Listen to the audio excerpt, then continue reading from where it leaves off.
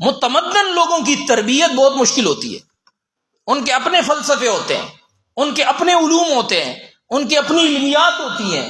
وہ لوگ جب کسی نئے فلسفہ حیات کے اندر داخل ہوتے ہیں، ایک اجڑ ان پڑھ عام دیہاتی آدمی، اس کو آپ کوئی ایک نیا نظام زندگی دیتے ہیں، اور وہ نظام زندگی جناب وہ اس کے جو ہے وہ اس آدمی کے لیے اس میں کشش بھی ہوتی ہے، سب کچھ ہوتی ہے. کیوں کہ وہ خالی ذہن ہوتا ہے، وہ کسی تمدن سے آشنا نہیں ہوتا. لیکن پہلے سے ایک فلسفے پر قائم قوم، ترقی پر قائم قوم، متمدن قوم، اس کی اسلام کے زاہدانہ مزاج، عالمانہ مزاج، اس مزاج پہ تربیت، یہ کہ مشکل کام. اس کے لیے جس شخصیت کا حضرت عمر رضی اللہ عنہ نے انتخاب کیا وہ کون تھے؟ حضرت امیر حضرت سیاست سیدنا امیر معاویہ زندہ باد. حضرت کہتے ہیں کوئی سانس لینے کا موقع دے. نعرہ تکبیر، جناب سیدنا امیر معاویہ زندہ باد، شان صحابہ زندہ باد، تدبر معاویہ زندہ باد، سیاست معاویہ زندہ باد. اچھا جی، لوگ ہمارے اوپر بھی اعتراض کرتے ہیں کہ سیاست معاویہ زندہ باد یہ نعرہ غلط ہے. تو بھائی سیاست معاویہ کا نعرہ ہم اس لیے لگاتے ہیں کہ حضرت امیر معاویہ کی سیاست و تدبر پر حضرت عمر فاروق رضی اللہ تعالیٰ عنہ جیسی شخصیت نے اعتماد کیا ہے. اور جہاں تک حضرت علی رضی اللہ تعالیٰ عنہ اور حضرت امیر معاویہ کے معاملات تھے، وہ سیاسی سے زیادہ تو مذہبی تھے. وہ خلافت یا حکومت کا جھگڑا تو نہیں تھا، وہ تو ایک شرعی مسئلے میں جھگڑا تھا. وہ شرعی مسئلہ کیا تھا کہ بھئی حضرت عثمان رضی اللہ تعالیٰ عنہ کے قتل میں جو ملوث جماعت ہے، ٹھیک ہے جی، کیا اب یہ باغی رہی یا نہیں رہی؟ اگر باغی نہیں رہی، توبہ کر لی، تو اب جناب باغی پکڑے جانے سے پہلے توبہ تائب ہو جائے تو اس کو سزا نہیں دی جاتی. اور حضرت علی کا یہی موقف تھا. اور حضرت امیر معاویہ رضی اللہ تعالیٰ عنہ چاہتے تھے کہ نہیں، ان سب کو قتل کیا جائے، کیونکہ جو براہ راست قتل میں ملوث تھے حضرت عثمان کے، وہ تو مارے گئے تھے. وہ تو دروازے پر ہی ان میں کچھ قتل ہو گئے تھے. حضرت عثمان رضی اللہ عنہ کے غلاموں اور مروان اور دیگر حضرات کے ہاتھ جو دروازے پہ تھے، ان کے ہاتھ وہ قتل ہو گئے تھے جو براہ راست شہادت میں ملوث لوگ تھے. ان میں ایک آدھی بچا تھا جو قتل ہو گیا تھا. جو باقی جماعت تھی وہ براہ راست قتل میں ملوث نہیں تھی، لیکن جناب وہ اس احتجاج میں تو ملوث تھی. ٹھیک ہے، احتجاج اور بغاوت میں تو ملوث تھی، اور بغاوت انہوں نے چھوڑ دی تھی. حضرت علی پہ راضی ہو گئے تھے. اب کیا کیا جائے؟ ایک تو شرعی مسئلہ تھا، اور ایک شرعی مسئلے میں حضرت امیر معاویہ کے اپنے دلائل تھے، حضرت علی کے اپنے دلائل تھے. ٹھیک ہے جی، یہاں تو سیاست والی بات ہی نہیں. آخر وقت تک حضرت امیر معاویہ رضی اللہ تعالیٰ نے سیاسی حیثیت کا دعویٰ حضرت علی کے مقابلے میں نہیں کیا. اور جب بھی ان کے سامنے بات ہوتی تو وہ کہتے کہ حضرت علی رضی اللہ تعالیٰ عنہ مجھ سے زیادہ منصب خلافت کے اہل ہیں. وہ خود فرمایا کرتے تھے. تو سیاست کی بات ہی نہیں ہے. اس کو اس طرف موڑنا زبردستی والی بات ہے. اور سیاسی تو ہم اس تناظر میں کہہ رہے ہیں جو جس کا ہم مذاکرہ کر رہے ہیں. تو حضرت عمر فاروق رضی اللہ تعالیٰ عنہ کو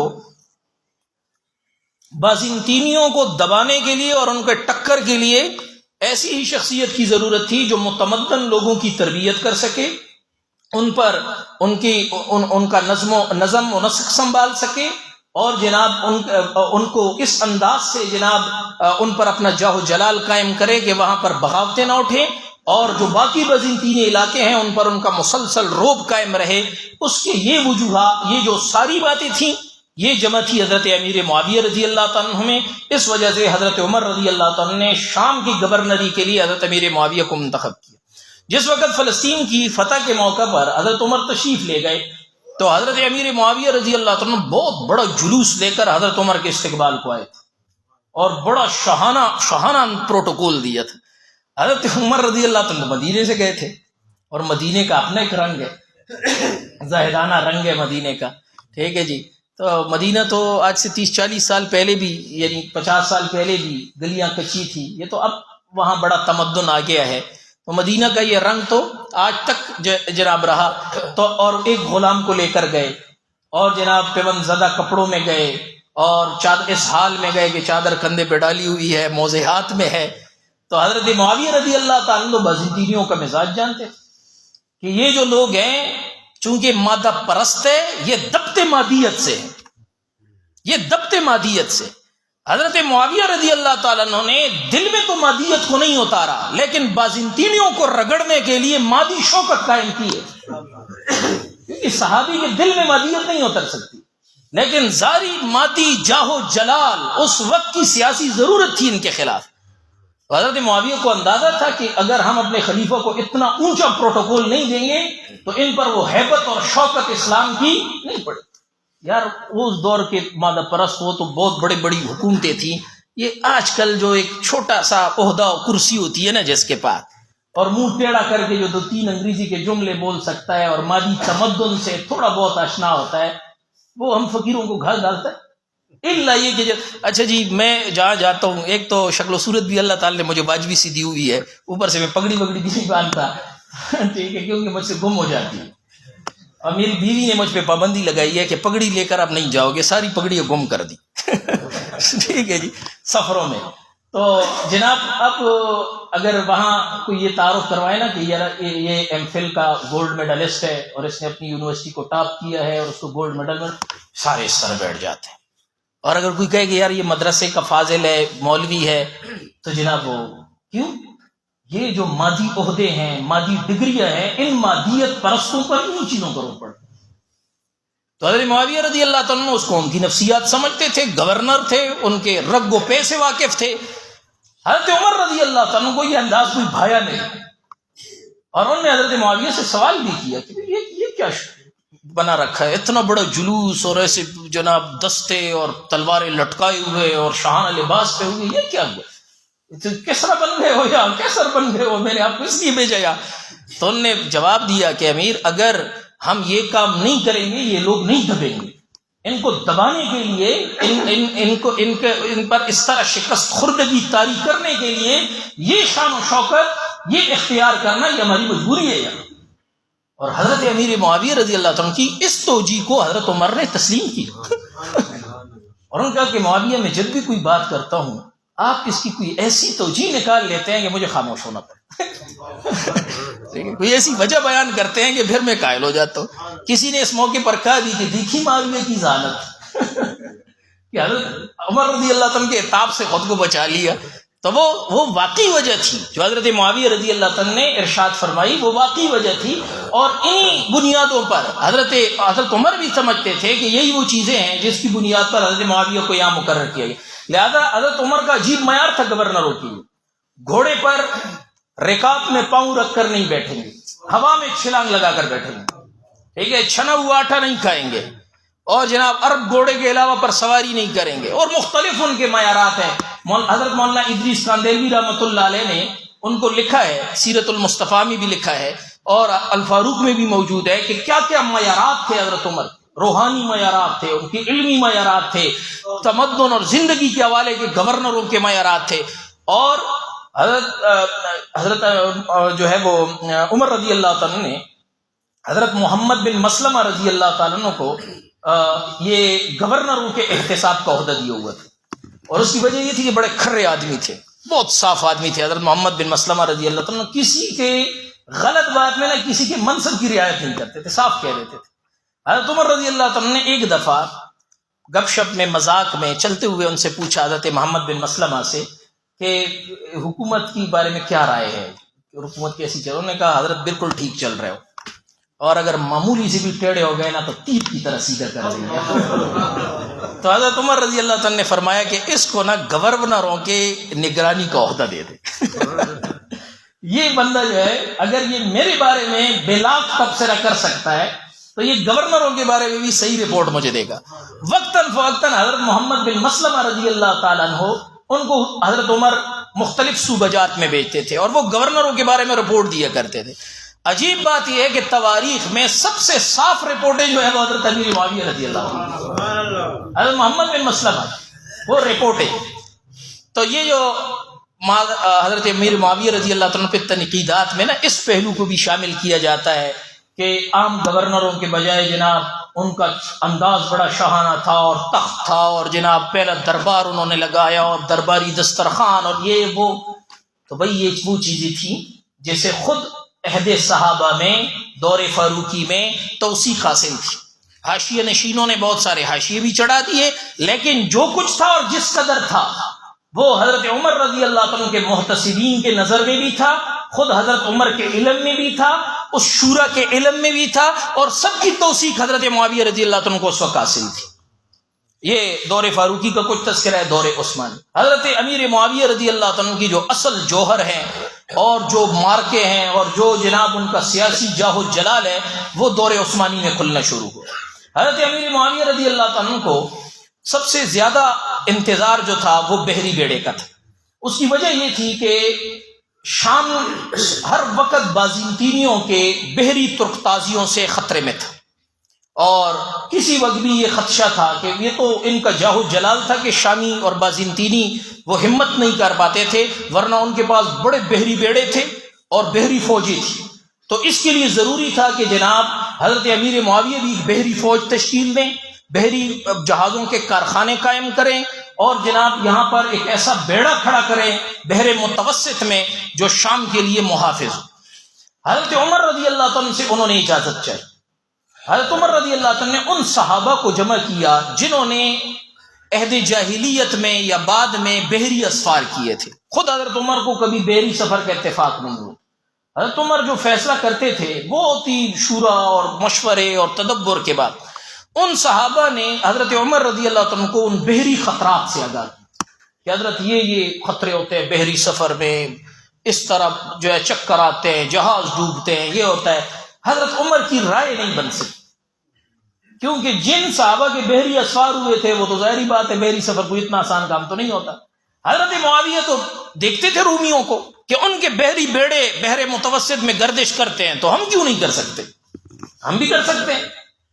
لیکن حضرت عمر کی طرف سے اجازت نہیں ملی ان خدشات کی وجہ سے کہ بھئی صحابہ کرام کی مقدس جماعت ہے، تربیت یافتہ لوگ ہیں، فوجیں ہیں، ان پہ خرچے ہوتے ہیں۔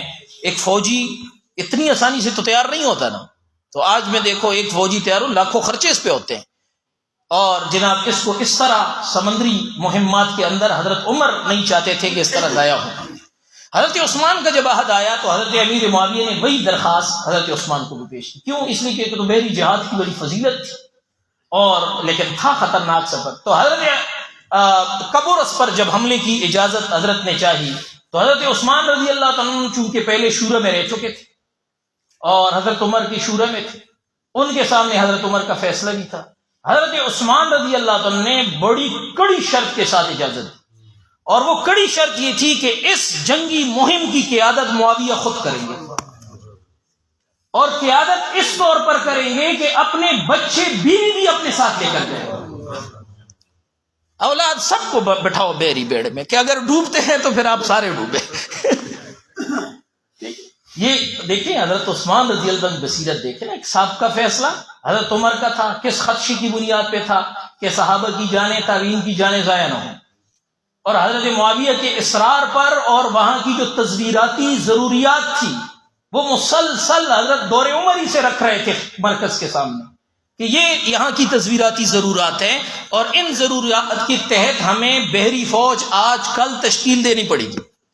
اور حضرت معاویہ نے اندرون خانہ پورا ان کے پاس سیٹ اپ بندوبست بھی تھا، یعنی ایسے ماہر لوگ بھی تھے جو جہاز بنا سکتے تھے، جو بحری جنگیں لڑ سکتے تھے، لیکن مرکز کی اجازت کا انتظار تھا، اور وہ اجازت دور عثمانی میں ملی۔ جیسے ملی حضرت نے جناب افریقہ کا جو علاقہ فتح تھا نا، ان کے جنگلات کاٹنے شروع کیے، اور کئی میل تک جنگلات کاٹے، اور 1700 بحری جہازوں کا بیڑا تیار کیا۔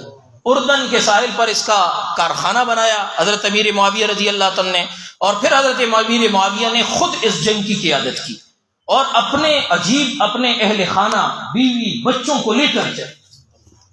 یار کوئی یعنی ایسے حضرات، کیسی عجیب جماعت تھی نا، اسے آخرت کے شوق رکھنے والے، اللہ کی رضا میں مر مٹنے والے۔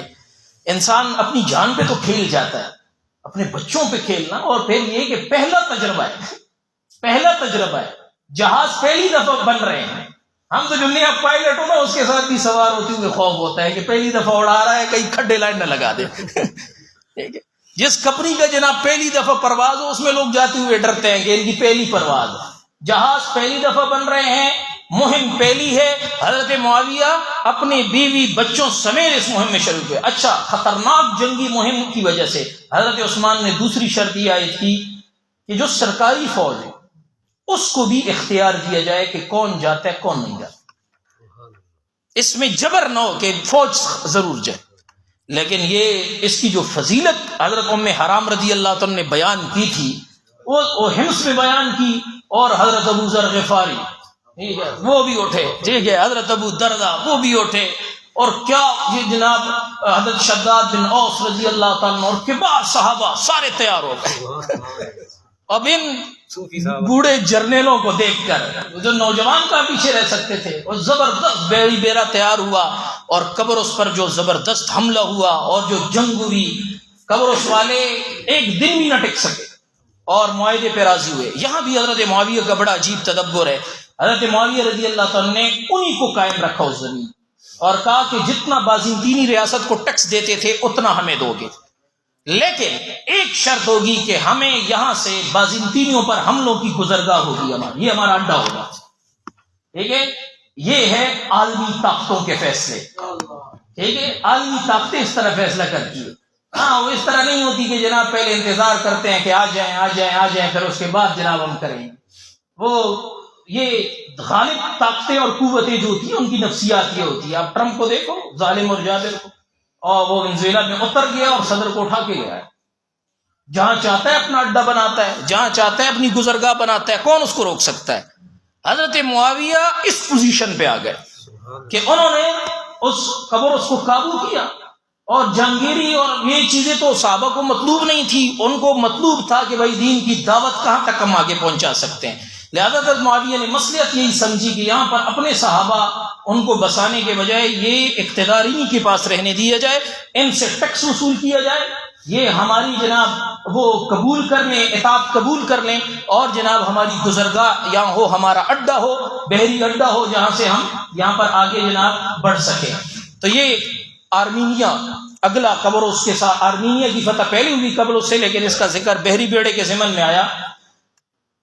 شمالی شام جب فتح ہو گیا، الجزیرہ فتح ہو گیا، تو حضرت عثمان رضی اللہ عنہ نے الجزیرہ بھی حضرت معاویہ کی سرکردگی میں اور نگرانی میں دے دیا۔ تو اب جناب اس خطے کے بعد بازنطینیوں کے پاس تجارت کا ایک راستہ تھا آرمینیا، باقی سارے راستے ان کے بند ہو گئے، کیونکہ شام بہت بڑی گزرگاہ تھی۔ یہ شام کا نقشہ دیکھیں، بحر متوسط پڑتا ہے ساتھ، اور الجزیرہ جب فتح ہو گیا تھا تو ان کے پاس واحد گزرگاہ تھی آرمینیا، جہاں سے وہ اپنی حضرت امیر معاویہ کی پالیسی یہ تھی کہ اس گزرگاہ کو بند کر دیا جائے تو یہ ان کی جو تجارتی قوت ہے یہ ٹوٹ جائے گی۔ اس کے لیے انہوں نے مرکز سے اجازت چاہی۔ جب حضرت عثمان رضی اللہ عنہ نے اجازت دی تو آپ نے حضرت حبیب بن مسلمہ رضی اللہ تعالیٰ عنہ کو 8,000 صحابہ کا لشکر دیا تابعین کا، اور وہ آرمینیا پر حملے کے لیے جناب چل پڑے۔ اب جناب آگے سے بازنطینیوں نے اتنا بڑا لشکر جمع کیا، لاکھوں لوگ، کہ ان میں یہ 8,000 تو جناب میدان میں ایک تل کے برابر بھی نہیں تھے۔ حضرت حبیب بن مسلمہ رضی اللہ عنہ نے صحابہ سے مشورہ کیا کہ کیا کیا جائے۔ انہوں نے کہا کہ حضرت امیر معاویہ کو خط بھیجا جائے کہ ہمارے پاس جو ہے وہ بھیجیں، کمک بھیجیں۔ حضرت امیر معاویہ رضی اللہ عنہ نے، چونکہ فوج مختلف اطراف میں جو ہے مصروف تھی، خط فوراً مرکز بھیجا حضرت عثمان رضی اللہ عنہ کے پاس۔ حضرت عثمان نے افریقہ کے قریب جو مہمات تھی یا لشکر تھے ان کو حکم دیا کہ آپ 8,000 کی مزید کمک حبیب بن مسلمہ رضی اللہ عنہ کے پاس روانہ کریں۔ اب حالات ایسے گئے کہ شام گیا خط پھر مدینہ پہنچا، اتنی تاخیر ہو گئی کہ حضرت حبیب بن مسلمہ رضی اللہ عنہ نے مصلحت اس میں سمجھی کہ اگر ہم مزید تاخیر کریں گے تو بازنطینیوں کے حوصلے بڑھ جائیں۔ اب جناب یہ ایسا ایک خطرناک رسک تھا اور ایسی عجیب وہ تھی کہ آپ نے پھر شورا بلائی اور مشورہ کیا کہ کیا کیا ہے۔ انہوں نے کہا بس آئے ہیں شہادت کے لیے، ٹوٹ پڑتے ہیں، دیکھی جائے گی۔ حضرت حبیب بن مسلمہ رضی اللہ عنہ نے اس کا فیصلہ کیا اور اپنی اہلیہ کے کمرے میں، خیمے میں آئے۔ تو اہلیہ نے کہا کہ کیا طے ہوا، کل کہاں ملیں گے؟ انہوں نے کہا یا جنت میں ملیں گے یا موریان کے خیمے میں ملیں گے، جو ان کا کمانڈر، یا جنت میں ملیں گے یا کل موریان کے خیمے میں ملیں گے۔ حضرت حبیب بن مسلمہ رضی اللہ عنہ نے صرف 150 صحابہ اپنے ساتھ لیے، 150، اور نے کہا کہ میں قلب میں لڑوں گا اور موریان کے خیمے تک پہنچوں گا، اور اس کا سر جب میں نیزے پہ لہراؤں گا نا تو بس اس کے بعد پھر یہ تو سارے کرائے کی فوج ہوتی ہے، جب ان کا کمانڈر گرتا ہے تو یہ کرائے کی فوج پھر ساری بھاگتی ہے، ٹھیک ہے، ان کے جرنیل جب ختم ہوتے ہیں تو کرائے کی فوجیں پھر میدان میں نہیں ٹھہرتی، یہ ایسی نہیں ہوتی کہ بعد میں دوسرا بڑھے کہ میں جھنڈا اٹھا لوں، تیسرا بڑھے کہ میں جھنڈا اٹھا لوں، چوتھا بڑھے کہ میں جھنڈا اٹھا لوں۔ آج غزہ میں دیکھو ساری قیادت کٹ گئی لیکن اٹھ رہے ہیں، وہ کہہ رہے ہیں کہ اشخاص کی شہادتوں سے تحریکیں نہیں رکا کرتی، ٹھیک ہے، یہ وہ صحابہ والا مزاج ہے، تو یہ مزاج ان کفر کے لشکروں کے پاس تو نہیں ہوتا۔ حضرت حبیب ابن مسلمہ رضی اللہ عنہ بڑے بے جگری سے لڑے، کاٹتے ہوئے یہ 8000 صحابہ لاکھوں میں گھسے، اور یہ جو موریان کے جو ہے خیمے تک پہنچا اور اس کا سر قلم کر کے جناب اس کو نیزے پہ لہرایا، ٹھیک ہے، تو بس پھر ایسی بھگدڑ مچی بازنطینیوں میں کہ صحابہ بس تول تول کے کاٹتے رہے، اور جب یہ اس کے شاہی خیمے میں پہنچے حضرت حبیب بن مسلمہ رضی اللہ عنہ کیا دیکھتے ہیں کہ ان کی اہلیہ محترمہ پہلے سے خیمے میں بیٹھی ہوئی ہے۔ نعرہ تکبیر، اللہ اکبر، شان صحابہ زندہ باد۔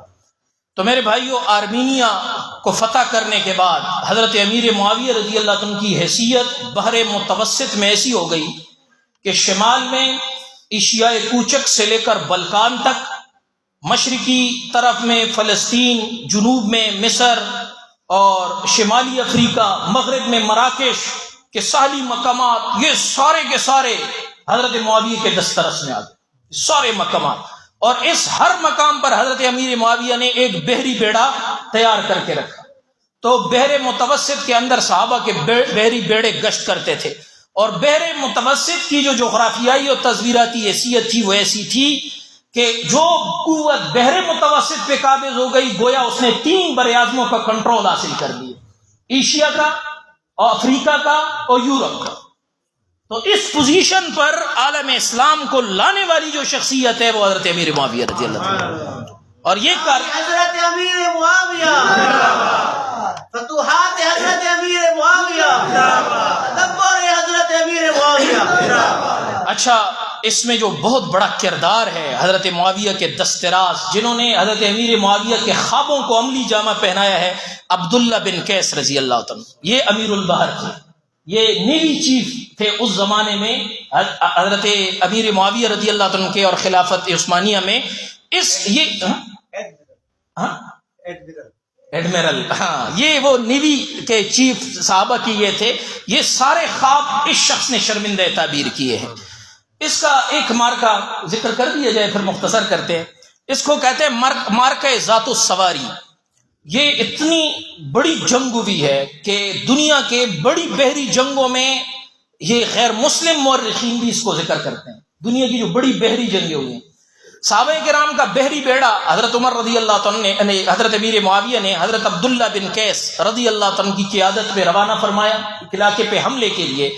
بازنطینیوں کا ایک بہت بڑا لشکر خود قسطنطین کی قیادت میں آیا، اور صحابہ کرام کو جس وقت سمندر کے اندر پہنچے صحابہ وسط میں، اندازہ ہوا کہ چاروں طرف سے گر گئے ہیں، اور اتنا بڑا بحری بیڑا جس میں لاکھوں بازنطینی تھے وہ ہر طرف سے جناب صحابہ کرام کو انہوں نے گھیرے میں لے لیا۔ اب یہ ایسے ایام تھے کہ سمندری طوفان تھا، اور صحابہ کرام کی کشتیاں یا جہاز بحری اس زمانے میں رومیوں کے جہازوں کا مادی اعتبار سے تو بہرحال وہ مقابلہ نہیں کر سکتے تھے کیونکہ وہ بہت بڑی امپائر و قوت تھی، تو صحابہ کے جہاز ڈولنے لگے۔ حضرت عبداللہ ابن قیس رضی اللہ عنہ نے صحابہ کو حکم دیا کہ اپنے ساری کشتیوں کو زنجیروں سے باہم باندھ لو، ٹھیک ہے، زنجیروں سے بانوں سے یہ اس کو باندھ لیا، زنجیروں سے باندھ دیا، اور صحابہ کرام نے آنکڑے بنائے لوہے کے، اور جو قریب آتا اور ڈالتے جناب ان کی کشتیوں پہ آنکڑے اور کھینچتے ان کو اپنی طرف۔ اب ان کے پاس 2 ہی راستے تھے، یا سمندر میں کودے اور یا جناب صحابہ کا مقابلہ کریں۔ کشتی نزدیک آتی کشتی تو صحابہ عقابوں کی طرح جھپٹ پڑتے کشتی میں ان کو بھی قتل کر کے سمندر برق کرتے اور کشتی بھی قبضہ کرتے۔ اس طرح صحابہ کرام نے لڑتے لڑتے سمندر کے اندر اپنے برابر بحری بیڑا ان کا قبضے میں کر لیا۔ نعرہ تکبیر، نعرہ تکبیر،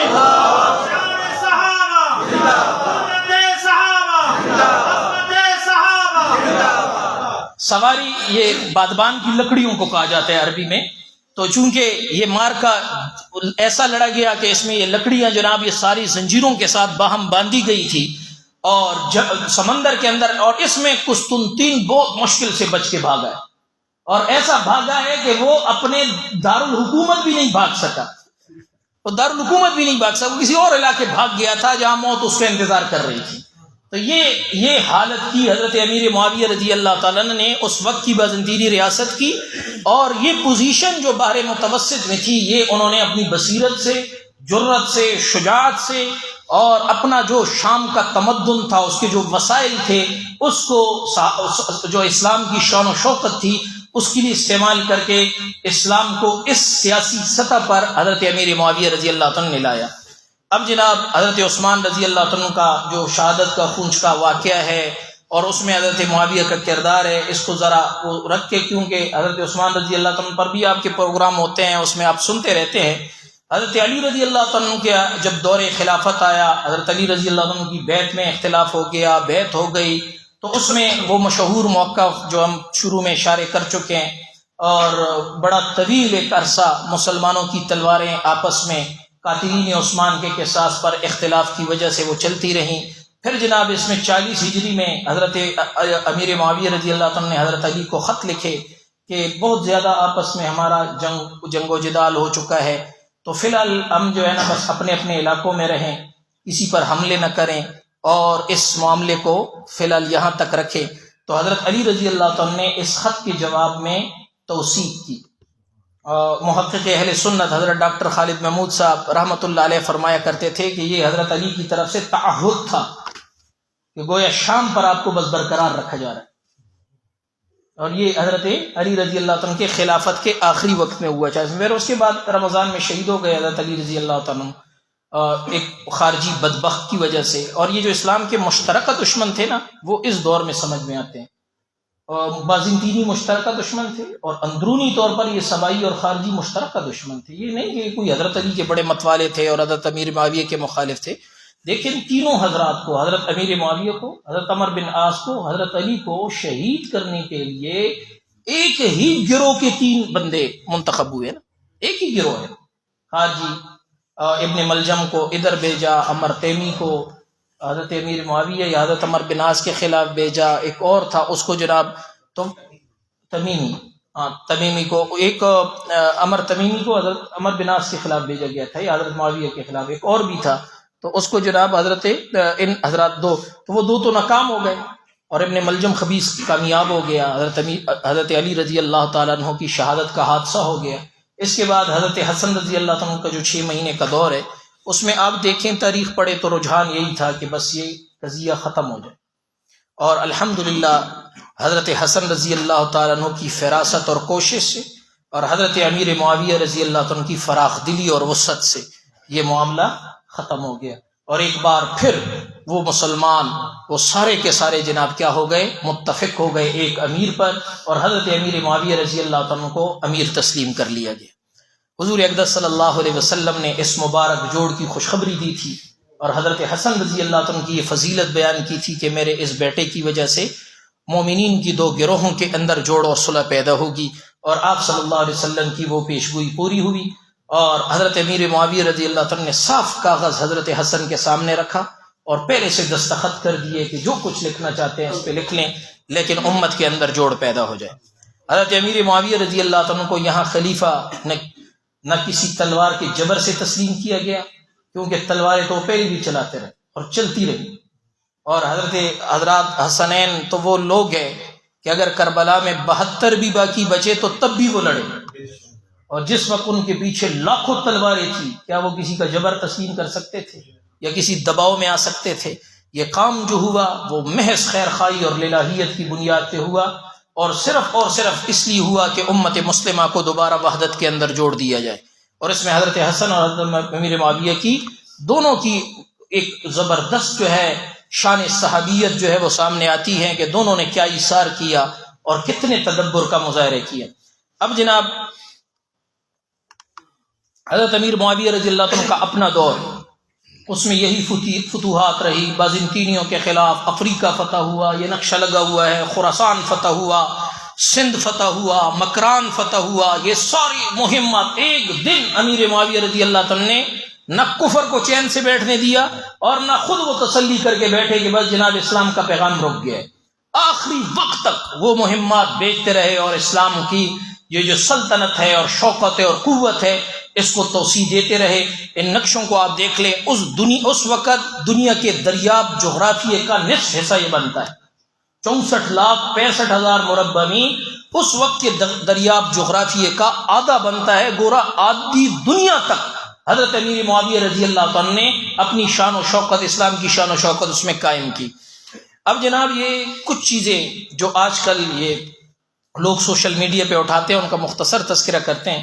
ایک تو یہ کہ حضرت معاویہ اور حضرت علی رضی اللہ عنہ کی جو باہم جنگیں ہوئی ان میں حضرت عمار رضی اللہ عنہ کی شہادت ہوئی ہے، اور حضرت عمار رضی اللہ عنہ کے بارے میں حضور اقدس صلی اللہ علیہ وسلم نے فرمایا تھا کہ ان کو ایک باغی جماعت قتل کرے گی۔ اب یہاں پر بعض لوگوں نے اس سے بھی سنگین جملہ اگلا ہے، وہ یہ ہے کہ حضرت معاذ جو ہے یدعونہم الی الجنت ویدعونہ الی النار، کہ حضرت معاذ ان کو جنت کی طرف بلا رہے ہوں گے اور حضرت عمار ان کو جنت کی طرف بلا رہے ہوں گے اور وہ حضرت عمار کو جہنم کی طرف بلا رہے ہیں۔ تو اس سے بعض لوگ یہ کہتے ہیں کہ یہ تو دیکھیں حضرت عمار تو داعی جنت تھے، تو مخالف پھر کیا ہو گئے، داعی جہنم ہو گئے، تو حضرت امیر معاویہ کی جماعت تو داعی جہنم ہے، پھر گویا وہ سارے جہنمی ہیں۔ تو میرے بھائیو یہ روایت حضرت عمار رضی اللہ عنہ کی یہ 25 صحابہ سے مروی ہے۔ کتنے صحابہ سے؟ 25 صحابہ اس کو روایت کرتے ہیں۔ 25 صحابہ میں 24 صحابہ نے یہ جملہ نقل نہیں کیا، یدعوہم الی الجنت ویدعونہ الی النار۔ یہ جملہ حضرت ابو سعید خدری رضی اللہ عنہ کی روایت ہے۔ حضرت ابو سعید خدری رضی اللہ عنہ سے اس روایت کو 3 شاگردوں نے نقل کی۔ ایک شاگرد ہے حضرت ابو سعید خدری رضی اللہ عنہ کے لیے کہ ابو نضرہ رحمہ اللہ، دوسرے ہیں ابو ہشام اور تیسرے ہیں خالد الحذا۔ ان میں ابو نضرہ اور ابو ہشام نے بھی اس جملے کو نقل نہیں کیا، اور صرف ایک راوی ہیں ان سے حضرت ابو سعید خدری کے شاگرد خالد حذا، جو اچھے آدمی تھے لیکن آخری عمر میں ان کا حافظہ کمزور یا ایسا ہو گیا تھا کہ وہ روایات میں خلط ملط ان سے ہو جاتا۔ یہ جملہ انہوں نے نقل کیا۔ اب حدیث کا اصول یہ ہے کہ اگر ثقہ راوی وہ ایک جملے کو یا حدیث میں ایک اضافے کو نقل نہیں کر رہا اور کمزور آدمی ان کی مخالفت کر کے نقل کر رہا ہے، اب 24 صحابہ کے 50 شاگرد اس حدیث کو نقل کر رہے ہیں، تقتلہ الفئۃ الباغیہ، اور ساتھ یہ دوسرا جملہ ان میں نہیں ہے۔ حضرت ابو سعید خدری رضی اللہ عنہ کے شاگردوں میں بھی ابو نضرہ اور ابو ہشام اس کو نقل نہیں کر رہے، اور جناب نقل کر رہا ہے اس کو کون؟ خالد الحذا۔ تو یہ ثقہ کی مخالفت کر رہے ہیں، لہذا یہ منکر ہے۔ اب نکارت کیا ہے، یہ کیا ہوا ہے؟ دراصل یہ 2 حدیثیں، یہ 2 حدیثیں، ایک حدیث تو یہ ہے کہ جناب تقتلہ الفئۃ الباغیہ، اور دوسری حدیث یہ ہے کہ حضرت عمار جو ہے یہ لوگوں کو جنت کی طرف بلاتے ہیں، لوگ انہیں جہنم کی طرف دعوت دیتے ہیں۔ اور یہ حضور صلی اللہ علیہ وسلم نے 2 مختلف لوگوں کے بارے میں فرمایا۔ تقتلوا الفئۃ الباغیہ تو ان لوگوں کے بارے میں فرمایا جن سے حضرت عمار جنگ کرتے ہوئے شہید ہوئے، اور یہ جو دوسرا جملہ ہے یہ مشرکین مکہ کے بارے میں حضور صلی اللہ علیہ وسلم نے فرمایا کہ حضرت عمار نے اپنے والدین کے ساتھ جو جبر اور ظلم سہا مشرکین مکہ کا، کہ وہ اس کو کہتے تھے کہ ایمان چھوڑ دو، اور حضرت عمار ان کو کہتے تھے کہ آپ بھی لا الہ الا اللہ پڑھ کے محمد کی غلامی میں آ جاؤ۔ تو دیکھو 2 جملے جدا جدا ہے۔ خالد الحذا کو وہم ہو گیا اور انہوں نے دونوں کو مختلط کر کے ایک جملہ بنا دیا۔ یہ جملہ بخاری میں بھی ہے، اور بخاری کے موجودہ نسخے میں تو ہے، لیکن بخاری کے قدیم نسخوں کے بارے میں علامہ ابن حجر فرماتے ہیں کہ یہ جملہ ان میں بھی نہیں ہے، اور علامہ ابن رجب حنبلی رحمۃ اللہ علیہ نے بخاری کی جو شرح لکھی ہے اس میں بھی یہ جملہ نہیں ہے۔ تو اس کا حال تو آپ نے سن لیا کہ یہ 2 باتیں، تو لہذا ان سے جس سے مشرکین مکہ مراد ہے ان کو حضرت معاویہ کی جماعت پہ منطبق کیا جا رہا ہے۔ ہاں یہ جو کہا جاتا ہے کہ بھئی حضرت معاویہ کی جماعت نے حضرت عمار کو قتل بھی تو کیا، تو فئہ باغیہ تو ہو گئی، تو یہاں باغی سے اصطلاحی باغی نہیں مراد، اصطلاح میں باغی جس کو شہید نہیں کہا جاتا، وہ باغی ہوتا ہے جو امیر کی بیعت کر کے اس کی اطاعت سے نکل جائے. یہاں حضرت علی رضی اللہ تعالیٰ عنہ کی بیعت امیر معاویہ یا آپ کی جماعت نے نہیں کی تھی. ان کو جو باغی کہا گیا ہے لغوی معنی کے اعتبار سے کہا. اس کا کیا قرینہ ہے؟ ہم کیوں تعویل کرتے ہیں کہ یہاں باغی سے لغوی معنی مراد ہے؟ وجہ یہ ہے کہ حضرت علی رضی اللہ تعالیٰ عنہ سے اختلافات میں حضرت طلحہ شہید ہوئے، اور حضرت طلحہ کی شہادت کی گواہی خود حضور صلی اللہ علیہ وسلم نے دی تھی اور ان کو شہید قرار دیا گیا تھا. اگر یہ اصطلاحی باغی تھے تو پھر یہ شہید کیسے؟ حضرت علی رضی اللہ تعالیٰ نے حضرت امیر معاویہ کے اصحاب کو شہید فرمایا. جب حضرت علی رضی اللہ تعالیٰ نے صفین میں ملاحظہ کرنے تشریف لائے، اپنے مقتولین پر گزرے، پوچھا گیا یہ کہاں ہیں؟ فرمایا ہم فی الجنہ. اور جب حضرت امیر معاویہ کے مقتولین پر گزرے، فرمایا کہ یہ بھی جنتی ہیں. تو جنت کی شہادت شیر خدا خود دے رہے ہیں، تو ان کو پھر اصطلاحی باغی کیسے کہا جا سکتا ہے؟ کیونکہ جنتی شہید ہوتا ہے اور جناب ایمان باغی کو شہید نہیں کہا جاتا. حضرت عمار رضی اللہ تعالیٰ عنہ جو خود اس معرکے میں بڑے جوش میں تھے اور بڑا حضرت علی کے ساتھ دلائل کی بنیاد پر بڑی سخت ان کی وابستگی تھی، اور جو مخالفین تھے ان کی تقلید کرتے تھے، لیکن خود حضرت عمار رضی اللہ تعالیٰ عنہ کے سامنے کسی نے اصحاب معاویہ رضی اللہ تعالیٰ عنہ کے جو مقتولین تھے ان کے بارے میں سخت بات کہی کہ جن تو آپ نے فرمایا غلط بات کرو، غلط ہے، وہ ہمارے بھائی ہے، ہمارا نبی ایک ہے، ہمارا قبلہ ایک ہے، بس یہ ہے کہ ان کو غلط فہمی ہو گئی ہے اور جناب اس موقف میں وہ راہ حق سے ہم سے ہٹ گئے ہیں، اس لیے ہم ان سے لڑ رہے ہیں. تو یہ حضرت عمار خود تصدیق کر رہے ہیں کہ ان مقتولین کو جہنمی کہنا یا غیر شہید کہنا، یا یہ وہ تو خود اس بات کو تسلیم نہیں فرما رہے. تو یہ ساری روایات ان کے تناظر میں ہمارے محدثین کیا فرماتے ہیں کہ یہاں سے کیا ہے؟ لغوی باغی مراد ہے، یعنی رائے میں مخالفت کرنے والا. اور وہ بات صحیح ہے کہ حضرت امیر معاویہ رضی اللہ تعالیٰ حضرت علی کی رائے کے مخالف تھے. اہل سنت والجماعت کی عقیدے کے مطابق حضرت علی رضی اللہ تعالیٰ ثواب پر تھے اور حضرت معاویہ رضی اللہ تعالیٰ خطأ اجتہادی پہ تھے. یہ بات سمجھ میں آ گئی؟